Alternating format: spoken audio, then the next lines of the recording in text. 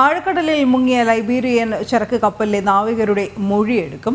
Immigration പരിശോധനകൾക്ക് ശേഷം directorate general of ഷിപ്പിംഗും വിവിധ ഏജൻസികളും നാവികരിൽ നിന്ന് വിവരങ്ങൾ ആരായും ശേഖരിക്കും.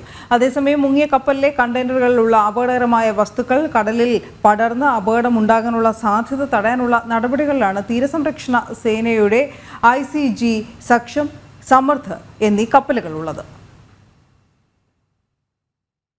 കപ്പലിലുണ്ടായിരുന്ന 24 നാവികരെയും സുരക്ഷിതമായി കരക്കെത്തിച്ചിരുന്നു. കൊച്ചിയിലെ ഹോട്ടലിലേക്ക് മാറ്റിയ ഇവരിൽ നിന്ന് ഇമിഗ്രേഷൻ പരിശോധനകൾക്ക് ശേഷം വിവിധ അന്വേഷണ വിഭാഗങ്ങൾ മൊഴിയെടുക്കും.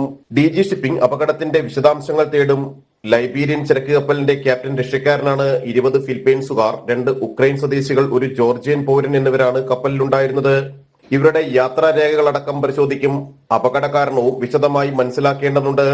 കപ്പലൊന്നിലും ഇടിച്ചതുകൊണ്ടല്ല ചെരിഞ്ഞതെന്നാണ് നാവികർ പറയുന്നത്. മോശം കാലാവസ്ഥയും അതിശക്തമായ കാറ്റും അപകടത്തിന് കാരണമായിട്ടുണ്ടോ എന്നും കണ്ടെത്തണം.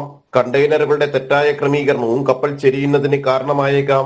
ഇതിനൊപ്പം കപ്പലിൽ നിന്ന് കടലിൽ പതിച്ച കണ്ടെയ്നറുകളിലെ അപകടകരമായ വസ്തുക്കൾ വെള്ളത്തിൽ കലരാനുള്ള സാധ്യത തടയാനുള്ള ശ്രമങ്ങളും നടക്കുന്നുണ്ട്.